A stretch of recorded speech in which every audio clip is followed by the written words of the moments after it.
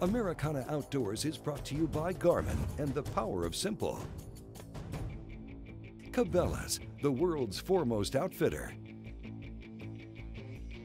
And by Ranger Boats, still building legends one at a time. Don't miss out on winning a free hunting or fishing trip of a lifetime. All you need to do is check out our Facebook page and give us a like. That's it. We've also got a website featuring the latest industry news and tips from the pros. Check that out at AmericanaOutdoors.com. Well, back on Amistad, we're fishing suspended jerkbaits for pre-spawn bass with Mike McClleand. Really excited about the newest addition to the stick bait line with Spro. It's the McStick 115. You know, we've had the 110, the 95, the 85. We've got a complete line of baits now to cover every depth of water you want to fish. The thing that's so cool to me about this 115, a little bit bigger bait, a little bit bulkier bait, but it is a buoyant bait. I mean, this is a bait that you can fish from the surface to about 3 foot deep. And that was really the niche of the market we were missing. We had the baits to cover the deep water stuff with the 85. We had the 95 suspending bait, you know, when you needed that smaller bait fish appearance. The 110, I mean, it's your everyday standby. I mean, that is the bait that I'm gonna turn to day in, day out. It's the first one I'm gonna go to. But the 115, now that we've got it on the market, I mean, we've got a bait you can fish like a topwater. I mean, it's buoyant enough, you can throw it over the top of beds, twitch it, let it rise. The bait's designed so, you know, you can fish it in that 1 to 4 foot of water. But the thing that's really exciting is we've got a floating bait now that's a little bit bulkier. The next thing I want to come with is going to be a suspending version of this. So when it comes to stick bait fishing, the McStick 115 and all of them are something you definitely don't want to look by. Got him that time. I saw him come and get it, but he's a little one. It's fun to watch him bite it. It is. I mean, I saw that dark spot come and twitched it, and he just, whew. You know, when it comes to the techniques when you fish a jerkbait, there's a lot of different techniques. A lot of guys, you know, just have a constant twitch, pause cadence. A lot of guys will pull the bait and stop it. Twitch it, pull it, stop it, rip the bait. There's a number of different ways to fish a jerkbait, and I'm not gonna say any one is right or wrong. I mean, we've caught them doing a lot of things today, but probably the biggest thing about catching them on a jerkbait is letting that thing set still at times. You've gotta let the bait stop. You've gotta give the bass time to zero in on it and go get it.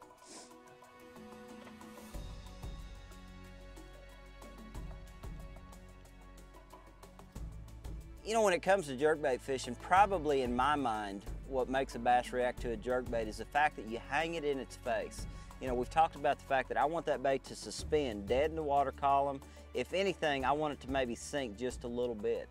So in my mind, what makes a bass react to a jerkbait is the fact that you've held it there, you've coaxed him, you've tempted him, and just one little twitch is all it takes, and that's when a bass reacts to a jerkbait. It's the one you've been teasing out there, isn't it? I coaxed him into biting it, didn't I? 3 or 4 pounder. Looky there. Look at you. Messed around out there and said you were going. You kind of called your shot on that one. I'm going to have to give you a little credit on that one. You said, we got to turn around. Dude, I'm telling you, when we were here last time, that is where them old biggins were. Now, this isn't as big as them old biggins that time, but that is definitely where they were. Look at that. Oh.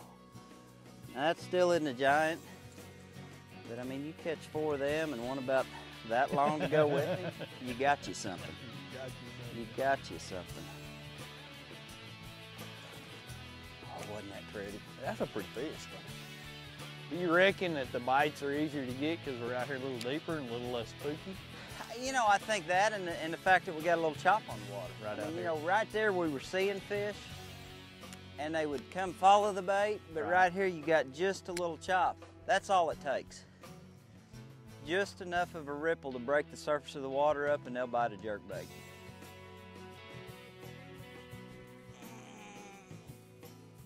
Is he? I don't think. Oh, he's I better. told you it'd be a big one caught He's here. better. I told you. He's definitely better. I told you, didn't I, Peepaw? I didn't think he was that big, though. Look at that. That is a full-grown Amistad bass right there. That's a good one, son. That is a full-grown Amistad bass. Are you gonna help me with this? You're gonna make me do it all by myself. I'll make you do it. You're a Bassmaster Elite Series Pro. You got him? I can We'll get get him. us a picture of him, people. Look at that. That is the old McStick pre-spawn bass right there. Look at the belly on that fish. Would you? Goodness gracious. Makes me It makes me shake. Whether I'm fishing a tournament or not, that makes me shake. You know, probably the thing that makes me so confident in jerkbait fishing is just simply the fact of where I grew up. I mean, I grew up in the Midwest. We had Table Rock, Bull Shoals, Beaver, all gin, clear water lakes. I mean, I'm one of those guys that if I can get bit, you know, once, twice, 2 or 3 times an hour, I'm gonna keep that thing in my hand because it'll catch a lot of fish and it'll catch big fish. And that's the one thing that brings me back to a jerkbait day in, day out is the fact that I can catch a bunch and I can catch a giant whenever I need to. Check out Mike McClelland's signature series of jerkbaits at spro.com.